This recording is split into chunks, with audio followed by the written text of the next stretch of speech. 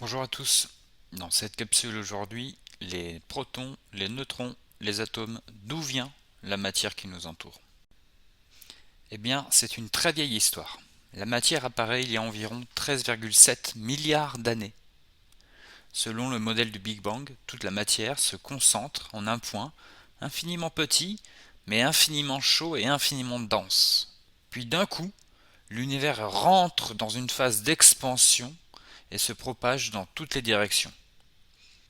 À cette époque, pas de planète, pas d'étoiles, pas de galaxies, l'univers ressemble à une soupe composée de particules primordiales.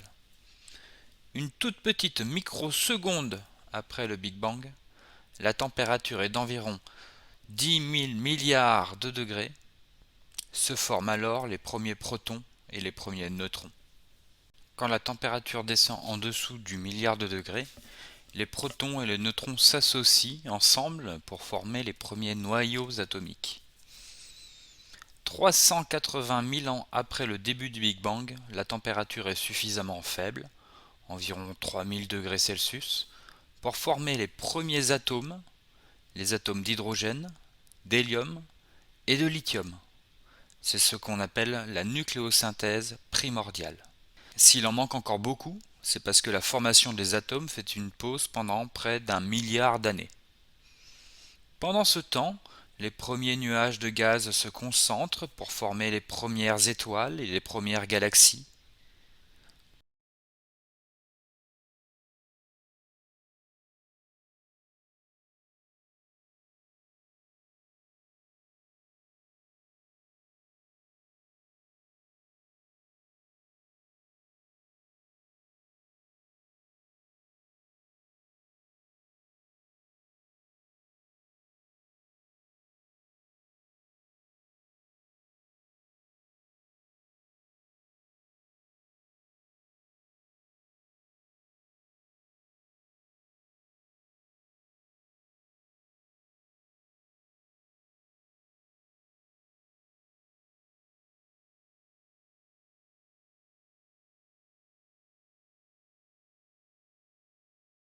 Dans le cœur de ces étoiles, il y fait si chaud, environ 10 000 millions de degrés, que les noyaux d'hydrogène se lient entre eux pour former des noyaux d'hélium, de lithium, de carbone, d'azote, d'oxygène, jusqu'aux noyaux de fer pour les plus grosses étoiles.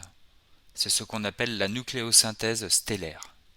Lorsque certaines de ces étoiles arrivent en fin de vie, les plus grosses et les plus massives, elles explosent alors en ce qu'on appelle une supernova, libérant dans tout l'univers les atomes qu'elles avaient créés. Pendant cette explosion, de nouveaux atomes se forment, jusqu'à en former 92, les 92 atomes naturels présents sur Terre. Voici un modèle très simplifié de la formation des atomes. Cette capsule s'arrête ici. Si vous avez des questions, si vous avez des remarques, n'hésitez pas.